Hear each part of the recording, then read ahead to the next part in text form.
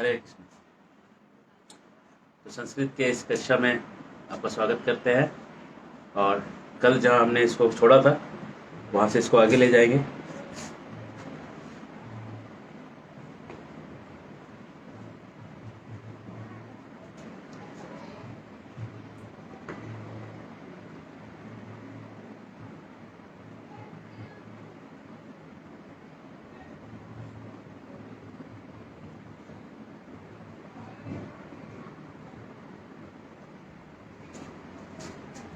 कल हमने बक की कहानी को देखा था, बक और बगुला और सियार की कहानी।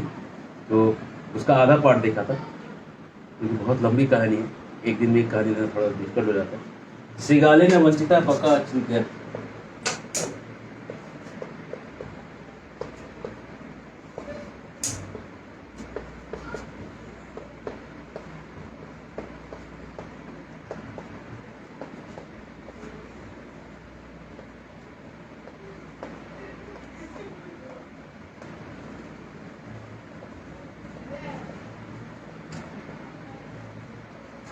मीनिंग निकालिए, विभक्ति पकड़ लीजिए, वर्ग विभक्ति पकड़िए। श्रीगाल के द्वारा वंचित ठगा हुआ, ये लाइन मैंने कल बताया। बक ने सोचा जैसा उसने मेरे साथ व्यवहार किया मैं भी वैसे ही करूँ। उसने कहा बका वॉच। बक ने कहा क्या करें मित्र, त्वम अपि, सादा संस्कृत है। स्वः, स्व मतलब आने वाला कल। सायं मया सह भोजनम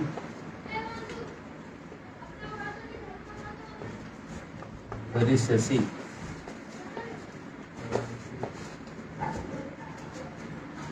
मैं का जो रूप है अहम, अहम का रूप लिखेंगे अहम।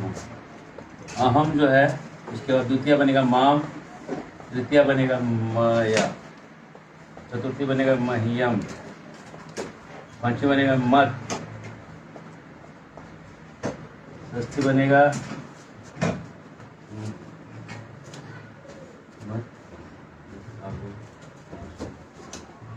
षष्ठी सब मई, षष्ठी क्या बनेगा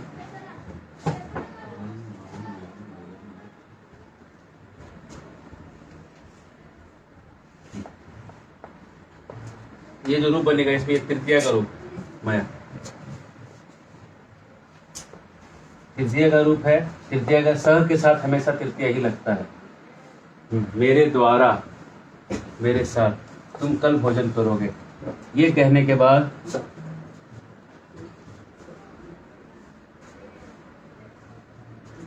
हाँ षष्ठी मम, मम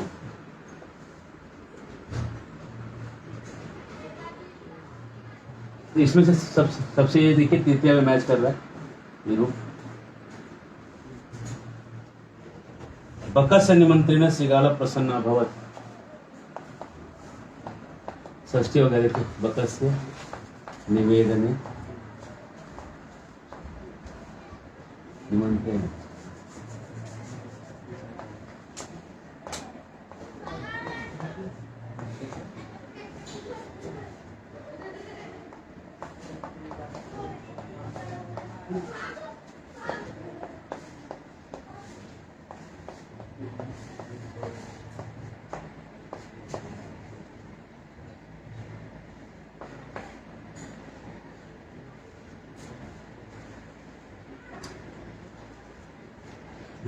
यदा श्रीगाल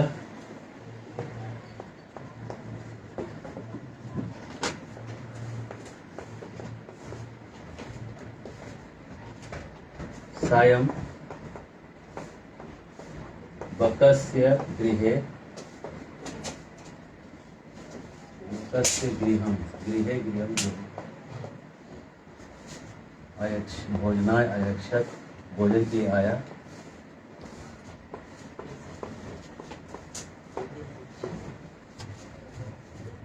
तदा बकः, तदा मतलब तब, बकने के आयच्छत मतलब पहुंचा, तदा बकः संकीर्ण मुखे कल से,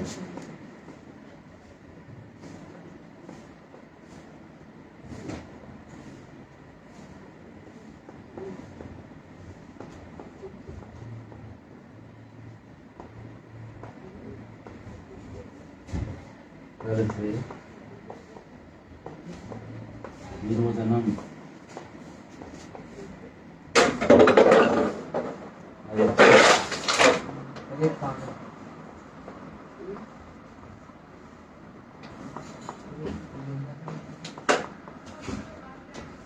श्रीगालम च अवदत्। अब देखिए, अगर आप इसमें स्टोरी लाइन को हल्का भी समझ रहे हैं तो आपको कोई दिक्कत नहीं आएगा। बकस से विभक्ति पकड़िए, निमंत्रण है विभक्ति पकड़िए, बस विभक्ति पकड़ते जाइए सबका। आपको इसको लिखने का भी जरूरत नहीं है, आप अपने पेज पे जहां भी हैं उसमें इसका विभक्ति पकड़िए, बस सब मीनिंग खुल जाएगा, विभक्ति का चाबी लग जाएगा। तृतीया श्रीगाला प्रसन्न अभवत भर, यदा, यदा तो ये है अवयव, अवयव को क्या लिखेंगे? ए।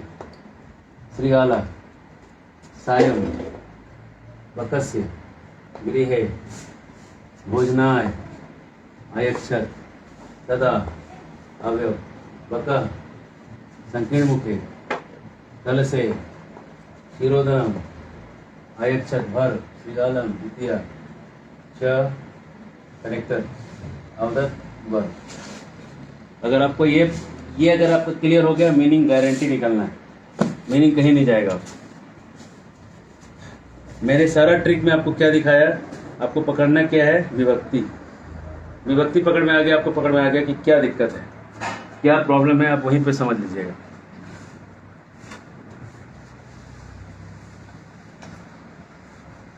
आशा करते हैं कि आप इसका मीनिंग ऐसे निकाल सकिएगा।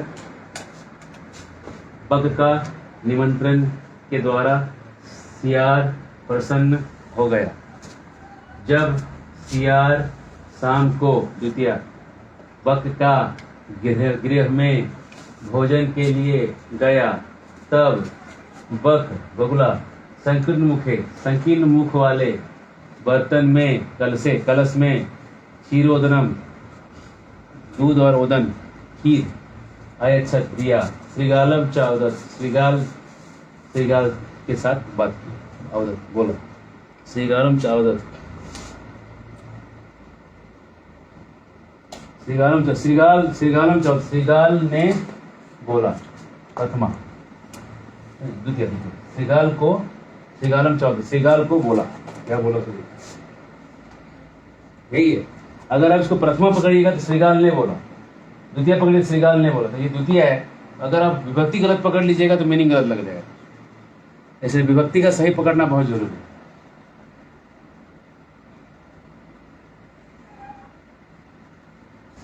मित्र, श्रीगाल को उसने कहा मित्र, हे मित्र, ये है हे मित्र। मित्र केवल लिखा है, ये संबोधन है। अष्टमी, हे मित्र, आवाम, अष्टमी कोई विभक्ति नहीं है लेकिन वो अष्टमी ही कहते हैं। आवाम अस्मिन् पात्रे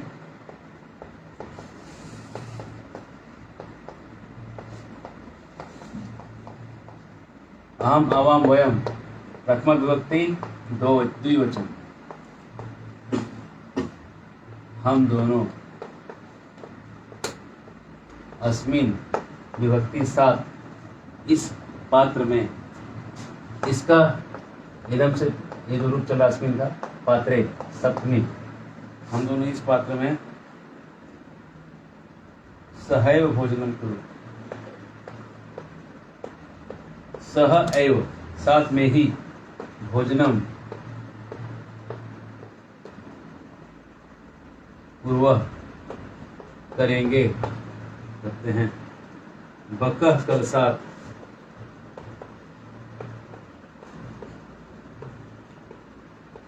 कलसात भक्ति पकड़िए।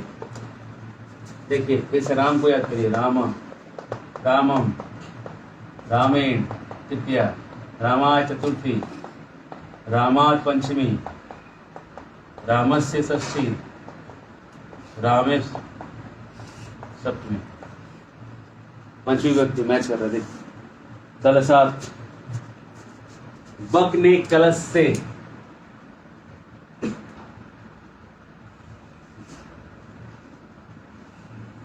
चंचुआ, चंचुआ जो है ये चंचू मतलब होता है चोंच। उकारांत है सब। चंचू का रूप जब चलेगा चंचू से, है ना, तो ये जो चंचू का रूप है ये नपुंसक लिंग में चल रहा है। चंचुआ, चंचू के द्वारा तृतीया है। बक ने कलश से चंचू के द्वारा, शिरोतनम अखादत,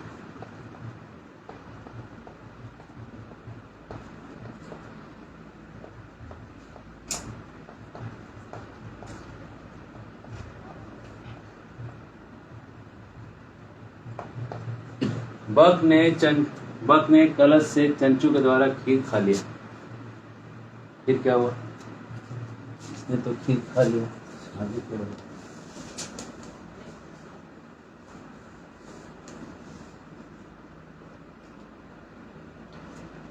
श्रीगाल च केवलम ईर्ष्या अपश्य।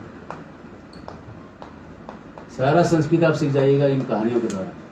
श्रीगाल च केवलम,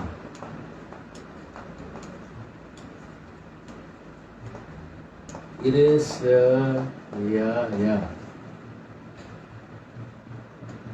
अपश्य। ये देखिए विभक्ति पकड़िए इसका।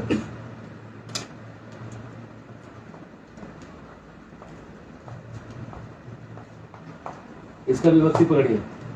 श्रीगाला प्रथमा, च कनेक्टर, केवलम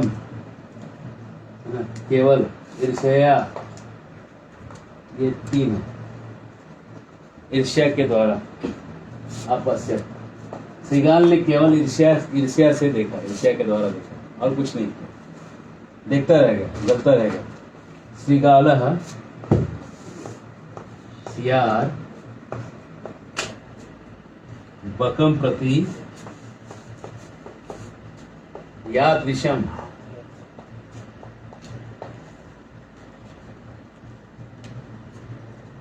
व्यवहारम अकरोत्।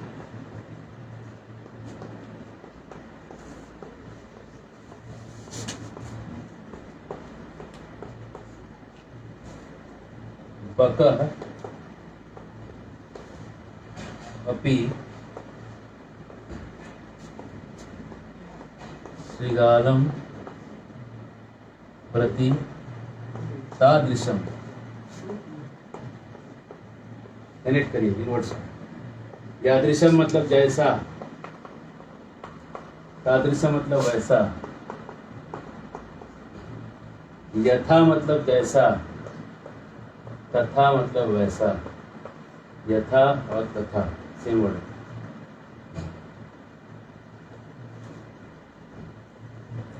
तादृशम व्यवहारम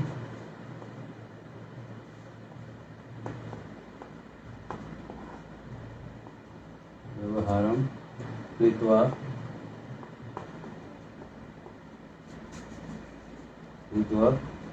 प्रतिकारम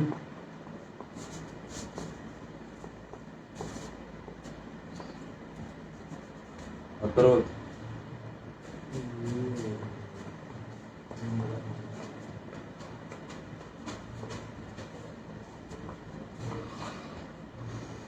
जैसा सियार ने उसके साथ किया था, बगुले ने भी वैसा ही व्यवहार करके बदला लिया। अब आप सोचेंगे क्या सच में बगुला और इसके बीच में खीर वाली कहानी हुई थी कि नहीं हुई? अगर आप सोच रहे हैं तो अच्छी बात है। आपको क्या लगता है, हुई थी कि नहीं? मुझे तो नहीं लगता हुई थी, फिर हम क्यों पढ़ा रहे हैं? ये पंचतंत्र और हितोपदेश की जो कहानियां हैं ये बहुत ही शैक्षिक है। बहुत आपको एक राजा के कुछ मूर्ख बेटे होते हैं, उन बेटों को सिखाने के लिए एक विशेष पंडित जी का व्यवस्था किया जाता है। और उन पंडित जी ने क्या किया, विष्णु शर्मा पंडित जी थे, उन्होंने उस सब कहानियों के माध्यम से इन बच्चों को सिखाया कि राजतंत्र कैसा होता है, छल तंत्र कैसा होता है, साम दाम दंड भेद कैसे करना होता है। कहानियों के द्वारा उन्होंने सिखाया कि भाई कभी भी जाएंगे ये कहानियाँ उनको याद रहेंगी। और ये लॉजिक को डेवलप करने के लिए बहुत बड़ा हथियार है। इन कहानियों के द्वारा व्यक्ति का लॉजिक को बहुत फाइन किया जाता है तुरंत आदमी को, क्योंकि ऐसी चीज़ें जब आपके लाइफ में ऐसा सिचुएशन आता है तो ऐसा एक कैटेगरी आपके दिमाग में रेडी रहता है कि उसको कहाँ डालना है, किस कैटेगरी में। वो एक बार उस कैटेगरी में डल गया तो उसके साथ आपको डील करना आसान होता है। अगर आपको ये पता चलिए कि सामने सियार और बग की कहानी चल रही है, आपको डील करना बड़ा आसान है कि इसमें बदला लेना होगा, इसमें कुछ कॉम्प्रोमाइज वाली बात नहीं है ना। साम दाम दंड भेद ये यथाम, भगवान भी तो ये कहते हैं, ये यथाम माम प्रपद्यन्ते ताम तथैव भजाम्यहम्। जो मेरे साथ जैसा आता है मैं उसका साथ वैसा करता हूँ, भगवान भी ऐसे ही करते हैं। चाणक्य पंडित भी, नीति श्लोक भी यही कहती है कि हिंदी में कहते हैं जहां जैसन तहां तैसन, है ना। कहत कबीर दुगो मुंगरा मंगावा, कहत कबीर दुठो मुंगरा मंगावा, और जो जैसे माने वो के वैसे मनावा। अगर प्रचार करने जा रहे हैं तो कबीरदास जी कहते हैं मुंगरा मंगा के रखिए, जो जैसे माने उसको वैसे मनाइए। प्रचार से समझा तो ठीक है, तो मुंगरा का व्यवस्था भी रखिए। तो कहने का मतलब है कि नीति शास्त्र में हमेशा सामने वाले के नीति के अनुसार हमारी नीति होती है, लेकिन जब हम आत्मशास्त्र की बात करेंगे, ऊपर वाले शास्त्र की बात करेंगे, तो वहाँ पे क्षमा, दया, इन ऊंचे तत्वों का बात किया जाता है। सामने वाले मारा लेकिन हमें क्षमा करना चाहिए। लेकिन याद रखिए आत्मशास्त्र कभी भी पहला चीज अप्लाई नहीं किया जाता। आप कभी ये नहीं सुनेंगे कि लड़ाई के मैदान में साधु लोग भी गए प्रचार करने के लिए। साधुओं को भी पता है प्रचार कहाँ करना है, लड़ाई के मैदान में प्रचार करने नहीं गए। हाँ, गीता जरूर लड़ाई के मैदान में कही गई, लेकिन वो क्षत्रियों कही गई और वहां पे बस गीता के बाद लड़ाई चालू हो गई। उसके बाद माला बांटने का प्रोग्राम नहीं हुआ, एक राउंड चैंटिंग नहीं किए सब लोग वहां बैठ के। पहले युद्ध के पहले एक राउंड चैंटिंग होगा और भक्तों को एक साथ, अभक्तों को एक साथ, ऐसा अलग हो जाओ टोली नहीं। विष्णु भक्त थे, शुद्ध भक्त थे, दुर्योधन के साथ थे, और पांडवों के साथ भी कई लोग थे जो भक्त नहीं थे। जब लड़ाई हुई दूध का दूध पानी का पानी हुआ। तो कहने का मतलब ये है कि नीति के साथ नीति चलती है। अगर शुद्ध भक्त होके भी द्रौपदी के चीरहरण को देखे और कुछ बोले नहीं, तो कृष्ण का एक ही फरमान है, बेटा तू मरेगा। तू शांत था ना वहां पे, चुप बैठा था ना। हाँ मैं तो डिवोटी था, हम डिवोटी होके कैसे कुछ कहते, आखिर द्रौपदी मेरे खानदान की बहू हुई तो क्या हुआ कृष्ण, मैं तो डिवोटी था ना, मैं कैसे बोलता। धर्म इतना गहरा है कृष्ण की, कैसे हम कुछ कहते। तो कृष्ण कहे कि तब मारो गहरे धर्म को लेकर, है ना। खैर भीष्म डरते नहीं, भीष्म शुद्ध भक्त है, लेकिन भीष्म ने यह दिखाया खुद ही कि अगर मेरे जैसा सूरवीर धर्मज्ञ कृष्ण भक्त होके भी मैं दूसरी साइड खड़ा होऊंगा, नाश निश्चित। तो फिर आजकल के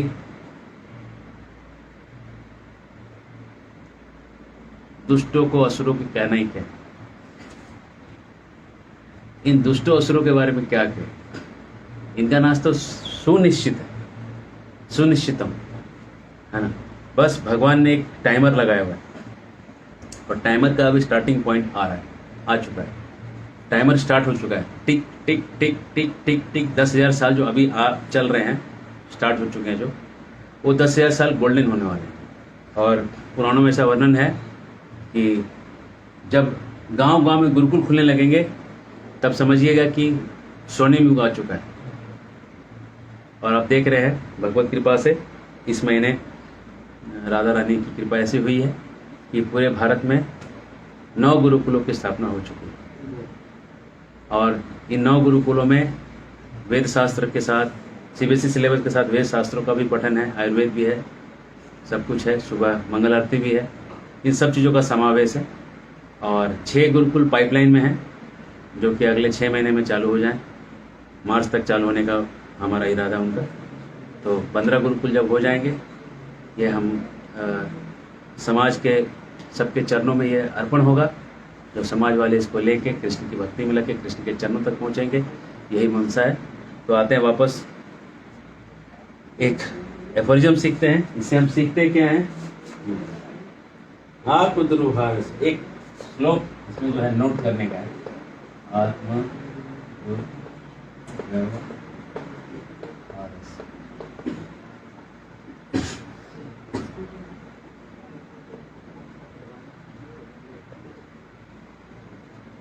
फलम भवति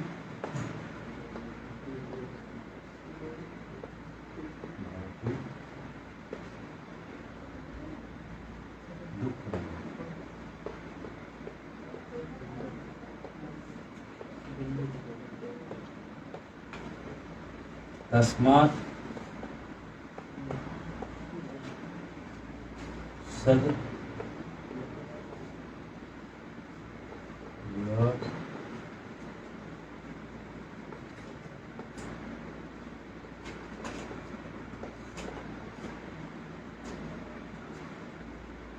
मानवेन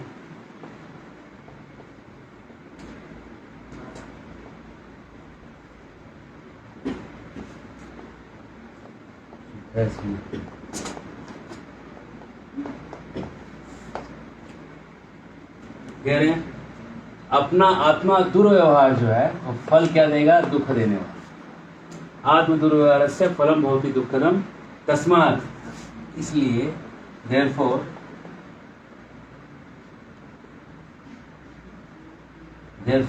सद्व्यवहार सद्व्यवहार करना चाहिए। मानवेना, मानवों के द्वारा, सुख ऐसी ना, जिनको सुख की इच्छा है वो सद्व्यवहार करें। हरे कृष्ण।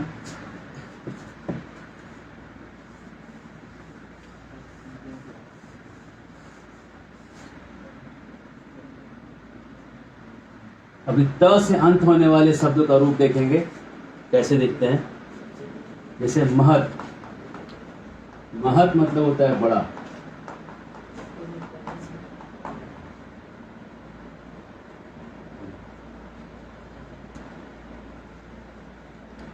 तो महत का रूप चलेगा महान।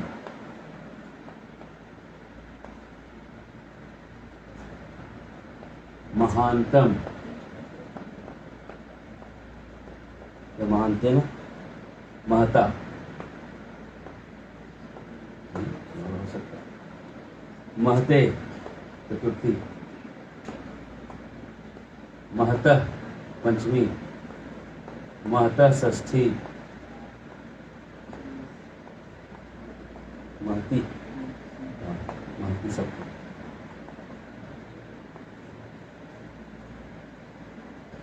अब अगर आप महान सतगुरु को पकड़ रहे हैं, भगवान जो है वो भी सब में भगवत है। इसका भी रूप चलता है भगवान,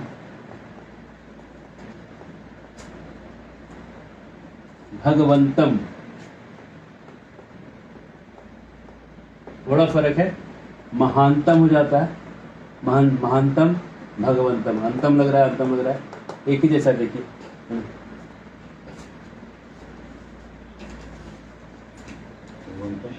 भगवता,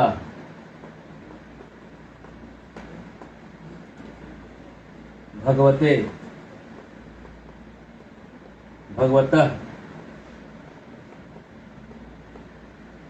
भगवतः, भगवती।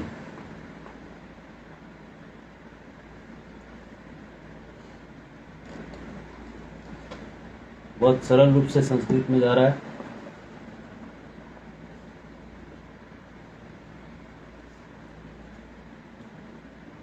और इसका द्विवचन जो है सबका भगवतो, भगवंतो, भगवद्भ्याम, भगवद्भ्याम, भगवद्भ्याम, भगवतो, भगवतो। और इधर भगवंतः, भगवतः, भगवद्भी, भगवद्भ्य, भगवद्भ्य, भगवताम, भगवतेषु। वैसे ही चलेगा, मोटा मोटी राम जैसा ही चल रहा है। खाली इसमें त जो है अंत त से होगा तो शब्द बन जाएगा महान। पहला शब्द महान, और न देखिए यहाँ भी आ गया न, महानतम द्वितीय में भी लगा हुआ है, तृतीय में महता में छोड़ दिया न ने, न छोड़ दिया हर जगह, ठीक है। तो प्रथमा द्वितीय में न शब्द आ रहा है। इस तरह से अगर आप ये न शब्द को देख चुके हैं तो अब इसके जो रूप है, मतलब इसके जैसे शब्द, ऐसे ही बनने वाले शब्दों को हम श्रृंखला पढ़ते हैं, जिसके अर्थ जानने से रिलेशन आपको और ज़्यादा स्ट्रांग बनेगा। ऐसे कौन कौन से शब्द हैं इनमें ऐसे ही है? नभस्वत, जब रूप बनेगा तो बनेगा नभस्वान, इसका मतलब होता है वायु, है ना, नभ में रहने वाला वायु। धीमत, धीमत से बनेगा शब्द धीमान, मतलब बुद्धिमान। उत्तराखंड के लोगों का टाइटल होता है धीमान, बुद्धिमान। ज्ञानवत, रूप बनेगा ज्ञानवान, मतलब बुद्धिमान। विवस्वत, ये हमने बताया लेकिन अब आपको प्रयोग के हिसाब से दिखाए। अब हम आगे बढ़ें।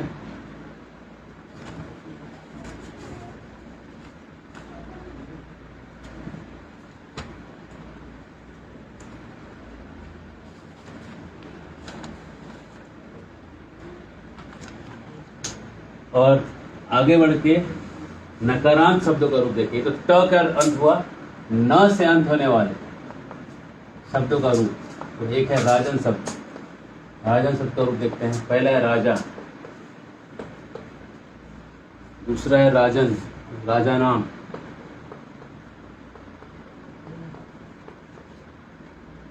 चौथा है राज्ञा, तृतीय है राज्ञा, पहला दूसरा तृतीय, चतुर्थी है राज्ञे,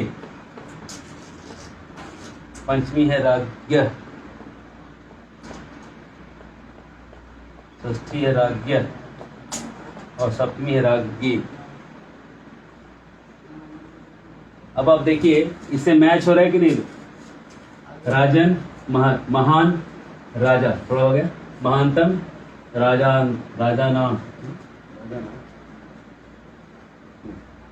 ये थोड़ा सा ट्रिकी है बस, क्योंकि षष्ठी के बहुवचन में होता है रामा नाम, लेकिन द्वितीय में एक ही वर्ड है, थोड़ा सा भिन्न है। देखिए इसको नोट करिए बस। राज्ञा, महता, ता में आकार हुआ है, राज्ञा में ज्ञा बन गया। महते, राज्ञे, महता, राज्ञा, महता, राज्ञा, महती, राज्ञी। हर्षिकार, वहां भी हर्षिकार, सेम तो चल रहा है। बस आप डिफरेंसेस पकड़िए। ये डिफरेंस, राजा नाम एक डिफरेंस है, बाकी राजा शब्द एक ही है। अब अगर राजा शब्द आपने पकड़ लिया तो राजा शब्द के जैसे जो शब्द बनेंगे उन शब्दों को देखते हैं। मूर्धन,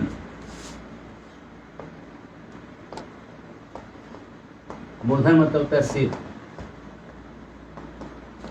तो होगा मूर्धा। देखते जाइए, बना दीजिए इसी को पकड़ के। और मूर्धा नाम, मूर्ध,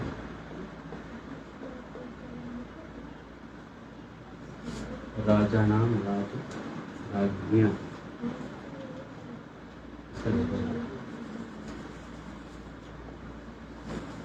मूर्धे,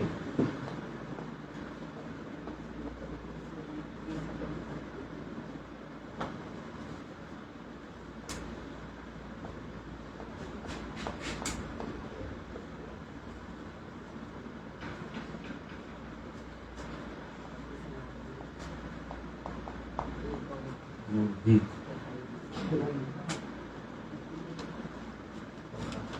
मूर्धि मतलब सर के ऊपर। अब इसी के जैसा सर है द्रावन,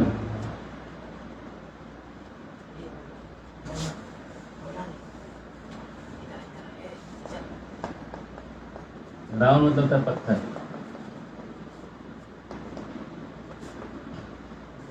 इसको जरा चेक करिएगा।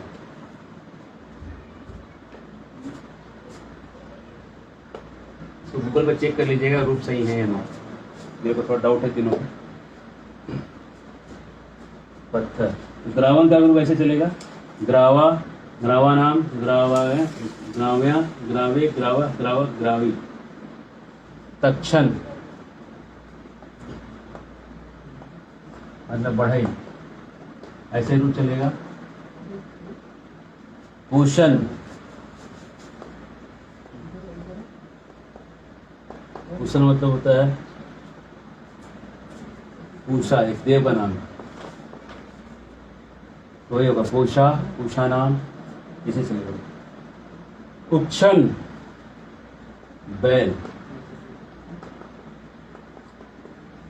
पूषा का नाम भागवत में आता है, जब सती जाती है सती होने के लिए, उसके पहले पूषा ही है जो हंसता है शिव के अनुचरों को देख के, और वीरभद्र ने एक मुक्का मारा, पूषा के सारे दांत अंदर चले गए।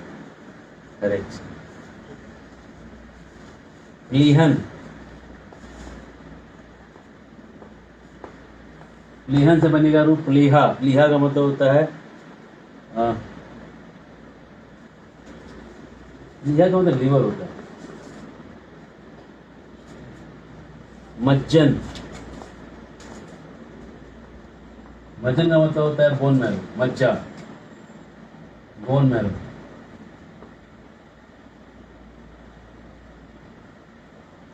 आर्यमन, आर्यमन से रूप बनेगा आर्यमा। राजा है पितरों का, पितृपक्ष से जो चल रहा है उसका राजा आर्यमन।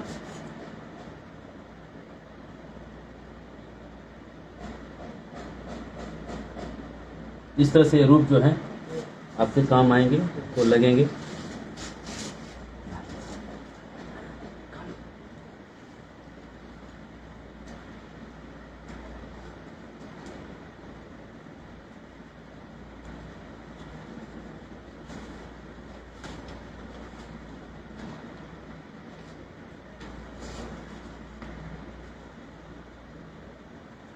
और थोड़ा समय है, एक रूप और देखते हैं, मिटाते हैं इसको।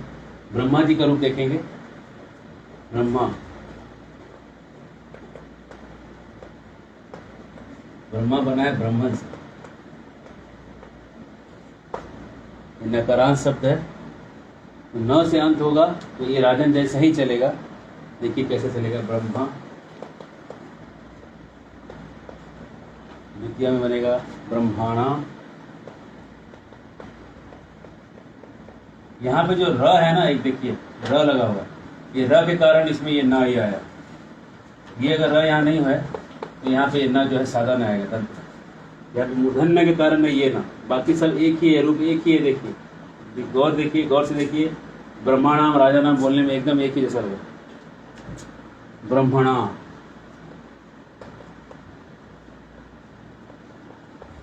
राज्ञा,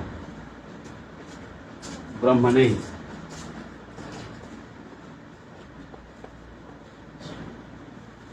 ब्रह्मण, ब्रह्मण, ब्रह्मणी। आपको संस्कृत में डिफरेंसेस देखने हैं, डिफरेंस कहाँ है इस पूरे रूप में, इस पूरे रूप में कितना फर्क है। इसको याद करने की क्या जरूरत है जब आपको राजा याद है, और राजा को याद करने की क्या जरूरत है जब आपको राम याद है।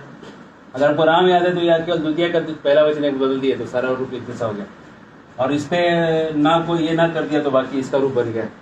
कुछ ज़्यादा यहाँ पे लोचा है ही नहीं, कुछ यहाँ पे कुछ ऐसा टेढ़ा कुछ है नहीं सीधा करने के लिए।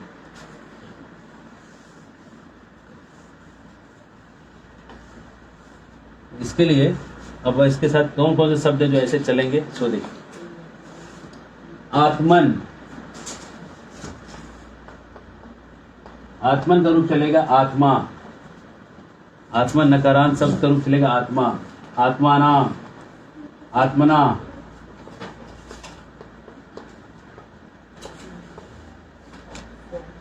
आत्मने, चतुर्थी। आत्मना, आत्मना, आत्मनि।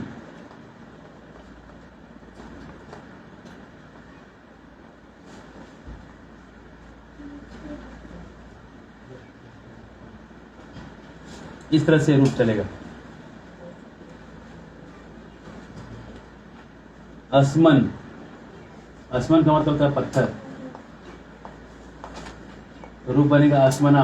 अस्मन का बनेगा अस्मा, अस्माना, अस्मना, अस्मने, अस्मना, अस्मना, अस्मनी।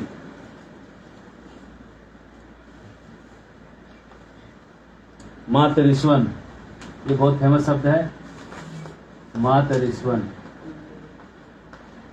आप अगर ईशोपनिषद पढ़ेंगे माँ तरिस्वा दधाती करके आता है, तो माँ तरिस्वा जो शब्द आ रहा है ना, ये माँ तरिस्वा शब्द से है। अरवन, अरवन मतलब होता है घोड़ा। अरवन से शब्द निकला है अरबी। अरबी मतलब अरबी भाषा, अरब की भाषा, अरब की भाषा अरबी। मुसलमान जो हैं उसको अरब देश कहते हैं संस्कृत में। तो मुसलमानों को पता होना चाहिए कि उनका नाम पहले से लिखा हुआ है, वो लोग कहाँ रहते हैं, क्या करेंगे, सब लिखा हुआ है। अरवन, अरवन मतलब अरबी। तो अरवन मतलब जहाँ घोड़े होते हैं, अरब देश मतलब जहाँ से घोड़े आते हैं, इसलिए घोड़ों का पर्यायवाची है अरवन। अरवन का होगा अरवा, अरवानाम, अरवाना, अरवने, अरवना, अरवानी, ऐसा रूप चलेगा।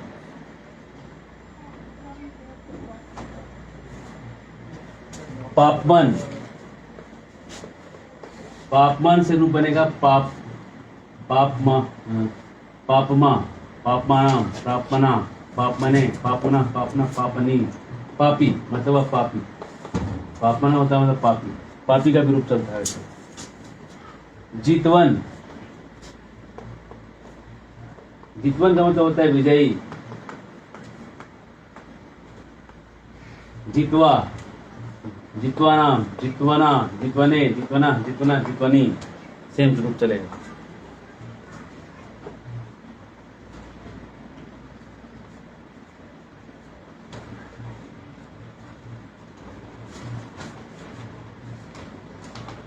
तो इन शब्दों को आप याद करें, और ज़्यादा मेरे को लगता है इतना काफ़ी आज के लिए। इतना अगर आप याद करते हैं, इतने रूपों को देखिए, रिवाइज करिए। 15 मिनट समय आपको हम एक्स्ट्रा दे रहे हैं आज के लिए। आप बैठ के जो आपने क्लास में सिखाया उसको आप रिवाइज करिए और उसको याद करिए, क्योंकि अब इसके बाद थोड़ा और प्रयोग सीखेंगे, है ना। कुछ और क्लासेस शेष हैं, और आपका जो है संस्कृत जो है हम वर्ब में जो है सेकेंड पार्ट जो हम चालू करेंगे तो उसमें वर्ब सिखाएंगे और ज़्यादा। अभी प्रयोग सीखिए सीधा, और सीधा अनुवाद सीखिए। और जो थोड़ा और जो वर्ब वाला पार्ट है, उस वर्ब वाले पार्ट में आपको थोड़ा और मैच्योरिटी चाहिए, आपको थोड़ा और प्रैक्टिस चाहिए। अभी जब प्रैक्टिस आपका मुझे ऐसा लगे हो गया तो हम आपको सिखाएंगे। हरे कृष्णा, जय श्री प्रभुपाद।